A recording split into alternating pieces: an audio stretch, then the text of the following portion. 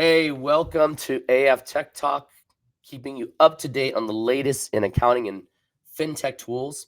Each episode, we take a peek behind the scene to explore the founders and teams working tirelessly to build us the tools that power those we serve in our firms. I'm Michael Lee, and this is my co-host, Marissa Jones. How you doing, Marissa? I'm doing fantastic. I just got back from a ski trip feeling sore, but good. Great. And Happy New Year to you. This is Thank you. wonderful, wonderful New Year. Yep. Today we're going to be talking to Mitchell Troyanovsky, Mitch T. Yeah, Mitch T for short. Mitch T for sure. Co-founder, chief product officer of Basis, it's a company that delivers AI agents specifically built for accountants. Mitchell, hey, welcome to AF Tech Talk. How are you? Hello, good to be here, guys, and Happy New Year. Yeah, Happy New Year. I just got to give a quick story about Mitch. We got connected on LinkedIn not too long ago, and not too long ago, shortly after Probably like a year ago. Yeah, he launched Basis. He had raised already a nice seed round, and they recently completed a nice Series A led by Coastal Ventures. So, and I've seen Basis and Mitch at different accounting conferences, so they definitely are making a presence in the industry. So I'm really, really excited to have them on. Appreciate being here. I've learned a little bit about Basis, but I haven't taken a real deep dive. So I'd love to hear. Well, I'd love to start with hearing about your background, and then I'd love to hear about how you came to start Basis. Yeah, absolutely. So I actually initially worked at. So I went to a college called Babson, which, funny enough, actually produces an enormous amount of accountants. And I studied accounting there. But around sophomore year, Babson is known for having a bit of an entrepreneurial streak, and I got that bug, and I actually ended up trying to start my own company at the time. Went terribly. Learned a lot of, I think, very interesting lessons there, and but ended up getting very interested in working in tech rather than accounting or finance, and found my way trying to kind of combine those things to working at Goldman. And there I was a product manager, building out the essentially equity portfolio analytics product for a group called Marquee. So for hedge funds and asset managers that were clients of the firm. And I, from there, ended up actually going to an accounting startup called Puzzle, which some people might be familiar with. I was the first product manager there, and they still are building out a general ledger specifically focused on startups. And so learned a lot there on how to build accounting technology and sort of working in the accounting tech space. Left Puzzle with the ideas of wanting to start something. I actually did not think it would be in accounting at the time. I wasn't entirely sure. But I ended up sort of working with my co-founder and thinking through what we wanted to work on. And the problems that we kept seeing, he on more on the healthcare side and me on the small business side when I've been with Puzzle and some of the things I'd seen there, always kind of went back to accounting. And I think this was ChatGPT had recently launched, but I don't think people still fully appreciated what was possible. We were really focused on looking not just at like the capabilities at the time, but looking at a lot of the jumps that had occurred from some of the scaling work that I've done and some of what's called in the industry as the emergent properties. And after really digging into things and understanding a lot about how things were going, we just came to a very, very strong conclusion that AI was going to progress very fast, and accounting, and we have a whole manifesto on our website if folks want to read it in the about page. Accounting really is, I think, the most important and probably most underappreciated facet of society, in the sense that it is the foundation upon of which pretty much all human coordination in a market economy is built upon. And if you can really improve accounting, you not just improve accounting in its own, but you improve everything that sits downstream of it, which is ability to do taxes, which is ability to do financial projections, ability to budget, and most importantly, ability to make economic decisions. And so that's what we're really focused on, is how can you help accountants do more, do it more efficiently, do it with lower error rates, and help them help their downstream customers to be better about their businesses. So tell us a little bit more about Basis and how it works specifically with Yeah. an accounting firm. Yeah, absolutely. So today, Basis works specifically. We only work at the moment with large firms. So we work with kind of IPA top 150 firms. And what we're really focused on is taking workflows that you could not previously automate with software and building what we've called internally as agents. You can, back in our memo 2 years ago, that's how I think of it technically. I think now it's become a bit more in the popular discourse to even use the word agent. So we use that externally as well now. But you're essentially building systems that can do actual work um, and perform workflows end to end. And importantly, systems that are not optimized on one workflow, right? They need to actually be general. Because imagine, you were to hire somebody and they came to you and said, hey, look, all I know how to do is read a revenue contract and understand the 606 applications. Or all I know how to do is book a cash entry. Or all I know how to do is perform a fixed asset rec. You would never hire that person. And when you look at a lot of these workflows, they're inherently interrelated. Like if I'm going and doing a fixed asset rec, my knowledge of that is inherently related to how good I'm going to be at deciding when something should be capitalized. Those are related concepts. And every accountant knows this, but most software does not. And so our focus is building the systems that can take in the work, but importantly, building systems that abstract onto all of these workflows rather than kind of going one by one and saying, hey, we're going to build a tool that does quality control or a tool that does, certain work, from a transactional side or et cetera, et cetera. You build a tool that can understand accounting and take its understanding and apply it to a specific client that the firm is working on or a specific engagement and go and do lots of different workflows there, not just, some one kind of specific thing. And so when we work with big firms, what we do is try to just understand on a client by client basis, what are the large amounts of human work that are happening, not things that are already automated. If it's automated, great, right? We're not worried about that. We're worried about like, what are the large amounts of human work that are happening? Let's focus on taking the Basis agents and making them be able to take on some of that work so that you are able to take on more clients and have, the same amount of people doing much more work and really leveling everybody up. And then, so how'd you get your early customers? How'd you get your first customers? Yeah, that's a good question. To be honest, we very early on, we were very small. We would just go around and cold or warm email folks and talk about what we were building. And we had some early demos and early versions and say, this is what we have. And here's how we think it's going to progress. And we just got enough people to be like, let's take a bet on this. And I think what we believe very strongly, and a lot of our early customers believe, which is why we work with very sort of progressive and tech forward firms, is that this isn't, a 10% efficiency gain. This isn't some small thing I can add that can improve, how one thing is done. This is truly a change, maybe even greater magnitude than the digitization of accounting, in the 90s, bigger than most likely the move into the cloud.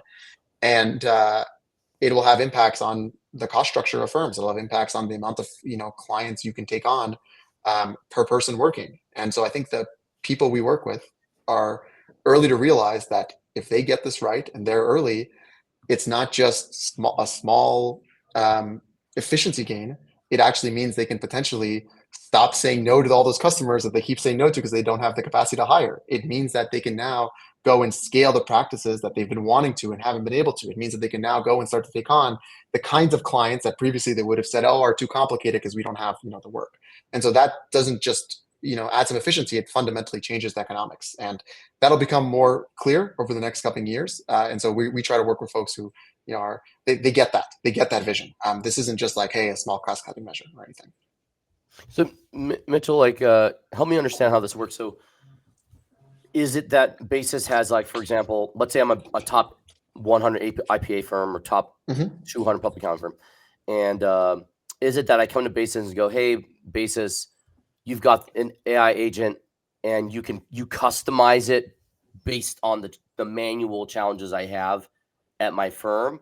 Or do you have like a RevRec agent and it's kind of standard RevRec and there's a little bit of tweaking, but basically it's doing standard RevRec at all the firms or you have a fixed asset depreciation agent? It's more the former. It's Okay. more the former, right? Because the latter, and if you have companies who are saying that, that's not really true agentic software. Because if it were true agentic software, you wouldn't need that. In the same way that, like, if I were to hire an outsourced firm in the Philippines, and I were to work with them and say, hey, they wouldn't have, I need somebody to work on my client. They're not saying, oh, this person does like all the RevRecs and they only do RevRecs. And this person does all that. Yeah. Right. That's not how people work.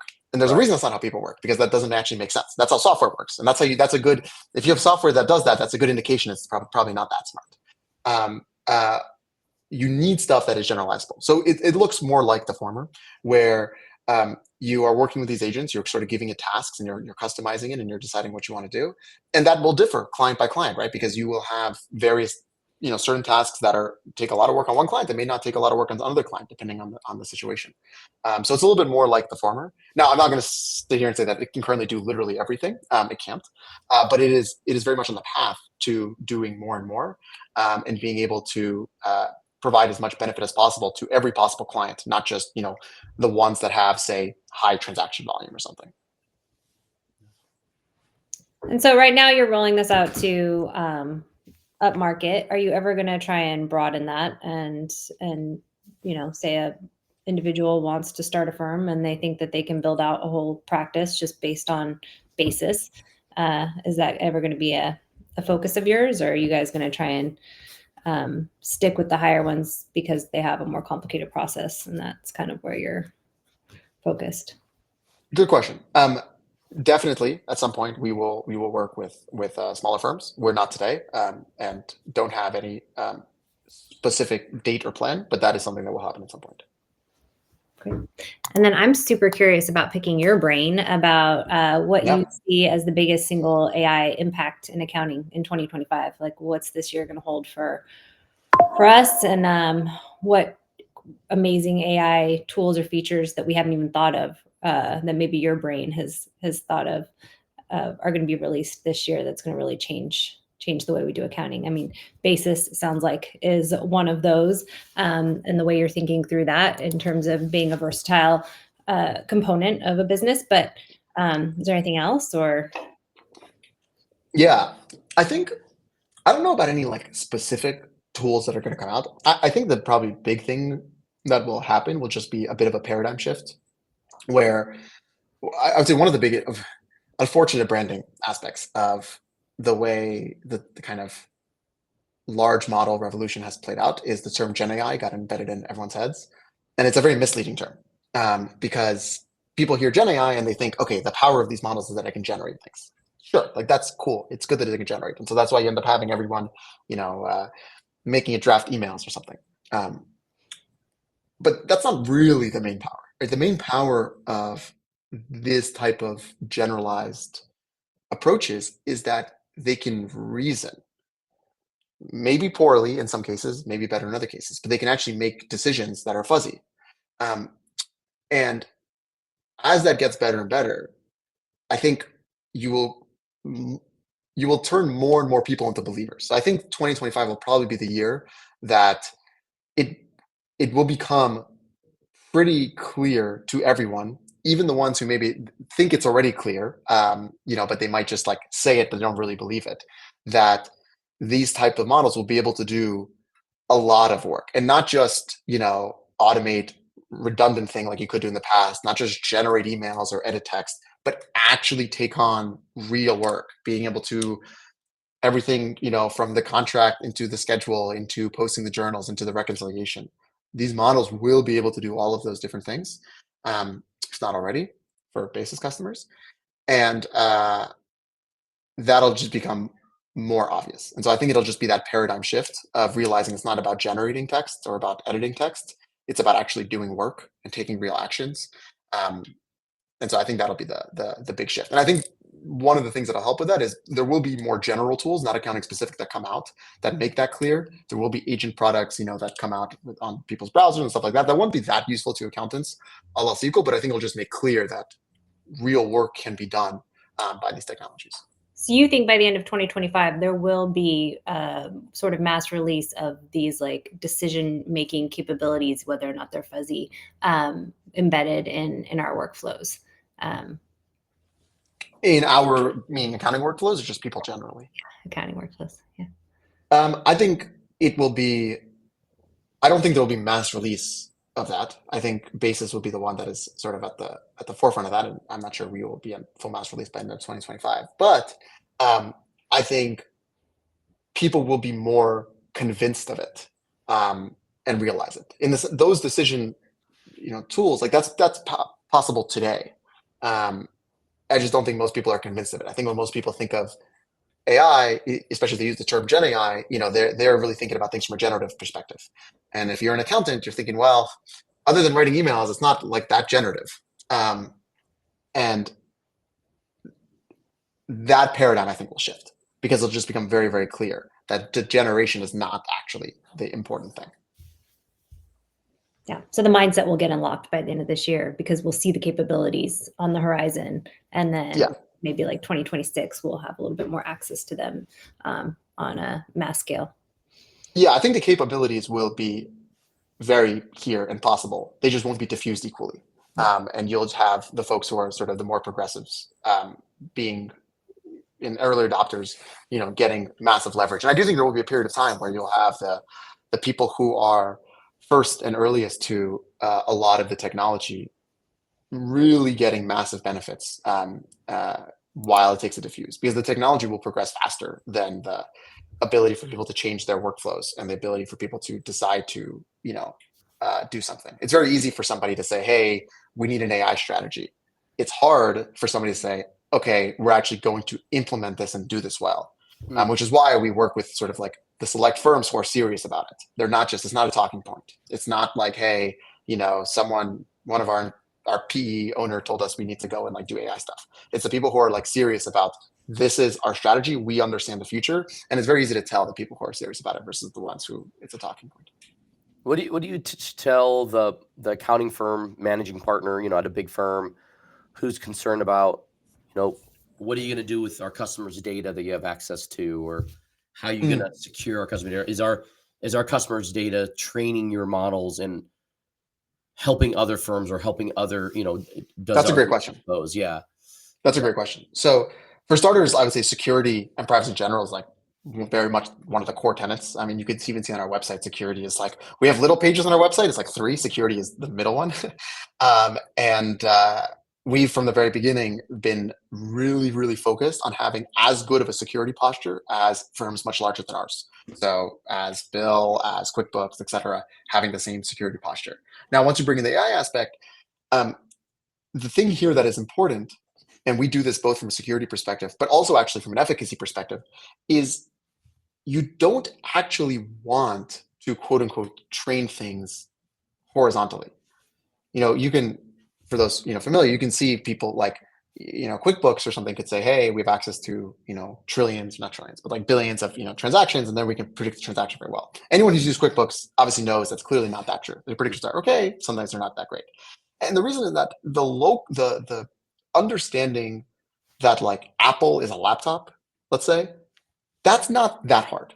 That's not the really important thing, right? If I were to work with an accountant, if I were to have a good accountant or a bad accountant who works on me, on let's say me as a client, both of them are going to be able to understand, that Starbucks is like a food expense and like Apple's a laptop.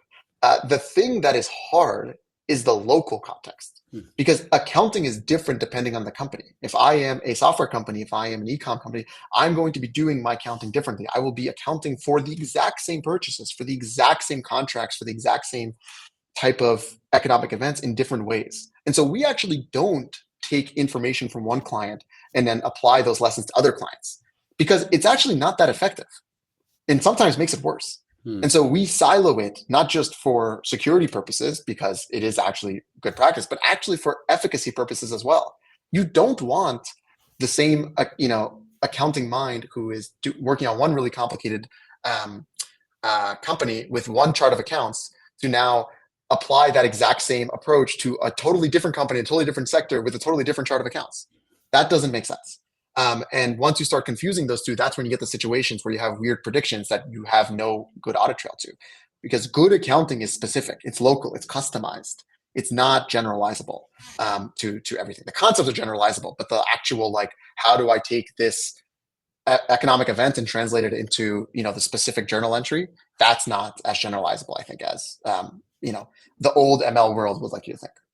Yeah, that makes a lot of sense because one company's fixed cost could be another company's cost of goods sold or cost of services, and like and that could depend on industry, on localization, on why they made that purchase, and also those same types of differentiations could be happening at the same exact vendor under exact same purchase. So that's 100%.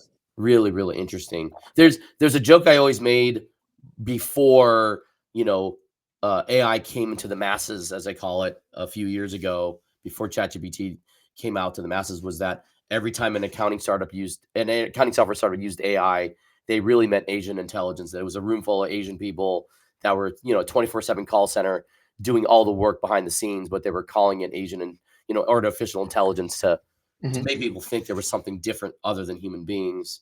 Can you give us a kind of a idea of what is the core AI? Why is the core AI that Basis is using different than what was used in the past? Or basically that it's not some 24/7 call center in India or the Philippines, of people basically working 24/7 to get what looks like Right. AI happening. Yeah.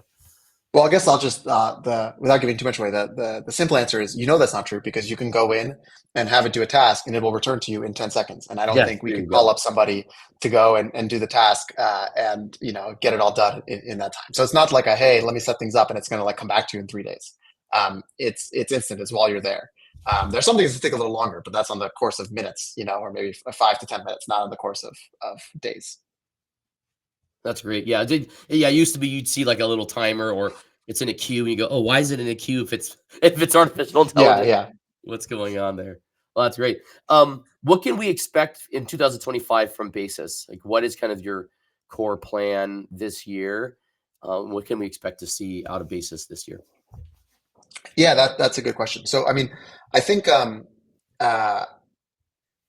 two main things. We will continue to sort of work really closely with our partners, and we are starting to work with new firms. We've been opening up sort of additional slots. We're very, very focused on not trying to go and work with everyone possible today, or trying to go and just like almost like just like throw the technology out there. Our focus is very much on doing AI right, which the reality of it is it's a big change. It's a big change. You're now starting to go from working on computers to working with computers. It's not something that just like you snap your fingers and you do it. And so there's a lot of partnership required with firms. There's business transformation aspects to it. There is change management aspects to it. And so, we want to work extremely closely with firms who are true believers and understand how things are playing out and why, so that we can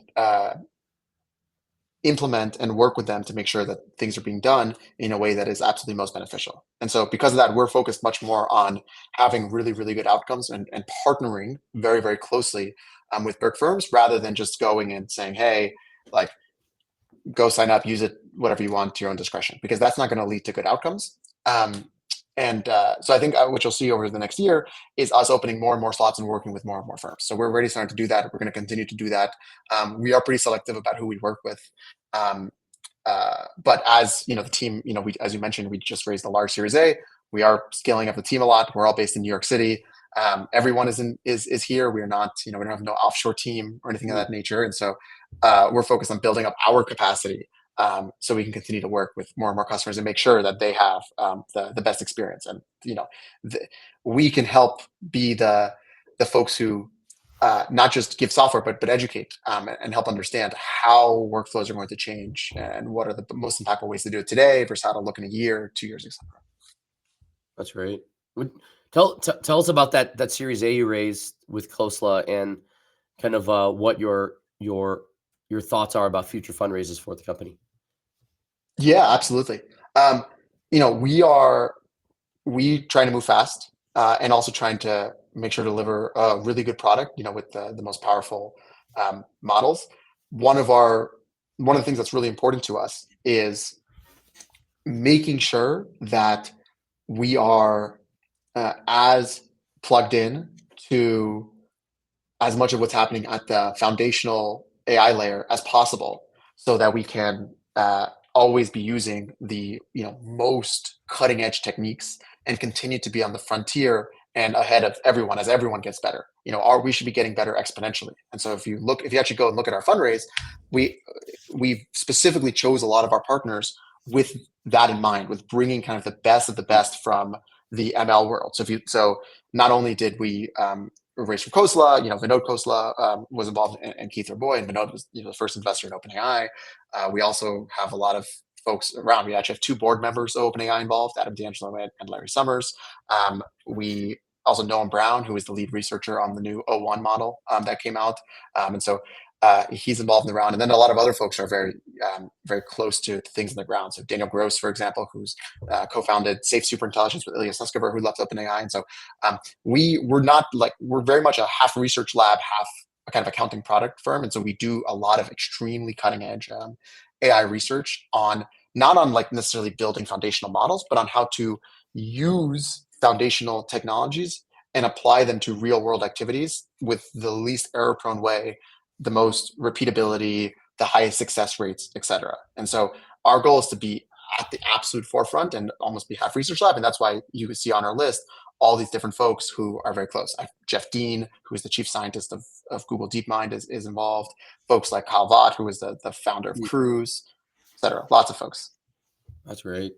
What's your error rate target right now? That's a extremely loaded question, because that is like across many, many different types of tasks. It's almost like imagine going to an accountant, let's say someone you outsource some work to, and saying, hey, what is your error rate on doing the books? Yeah. Like, what does that even mean? So I don't know if I can actually answer that question, but I will say that one thing I stress to maybe everyone listening is to change your paradigm a little bit, to not think of AI, and especially agentic AI, as software. Software, if I were to go into Excel, let's say, which is effectively software, and write an if statement, that if statement is going to be 100% correct. It'll never not do what I told it to do. It'll always go the if then properly. If I were to go to the smartest accountant I know and look at 10,000 things they've done, they will not be 100% correct. So who is smarter, the smartest accountant I know or that if statement? Clearly the smartest accountant. The if statement is very stupid. It actually knows nothing. It only can do the exact same thing he told you. There's no nuance. There's no thought. So being sometimes wrong is actually a feature of intelligence. It's not a bug. And people are already used to working with their coworkers, with contractors, people who can be wrong. Right. Even yourself is going to be wrong. And so AIs will also be wrong sometimes. Now, they need to be not wrong that often, and they need to be at least not wrong enough so that you would be willing to hire them. But if you give them the same amount of error rate as you would give an if statement, then you're missing the forest and the trees a little bit. Because if you applied that same framing to somebody you would hire, you would never hire anybody. Because nobody's going to be as 100% correct as an if statement. But you would never hire an if statement to do most of the work that you do. Because an if statement can't abstract onto most of the work. It won't understand. It won't actually flow things into the proper directions. That's why you can't actually automate most of accounting with software. It's why many people have tried, and it's not possible. Because it's not an if statement tree. It's intelligence. It's fuzzy. I think one of the other big learnings people are already starting to have and will continue to have is just changing the paradigm of working with AI. It's not about it getting 100% correct. It's about it being really smart and being correct enough that you would trust it, just like you would trust somebody you were to hire. That's a great analogy. Yeah, what'd you say, Marissa? Said I appreciate your answer. Yeah. No, that's great. That's a great answer. So For those watching, Mitch, what's the best way to get a hold of you and Basis if they want to learn more and work with you, especially the larger firms out there that might Yeah. Yeah. Yeah, absolutely. You can go on our website on getbasis.ai and sign up on the waitlist. Any specific questions, you can feel free to email me at Mitch. It's Mitch at ofbasis.com. Funny enough, it's not the exact same as our main website. So Mitch at ofbasis.com. And obviously I'm on LinkedIn as well and Twitter. And so feel free to reach out. Happy to have a conversation. That's awesome. Well, this has been great. This has been great, Mitch, and having you on and talking about AI, and really excited for what Basis is doing, and looking forward to seeing what 2025 looks like and ahead for you as well. And congratulations on the Series A and your continued success. Thank you. Thank you guys so much. I appreciate having being on. Definitely. Michael, Marissa. Thanks everybody for watching. Thanks, Marissa.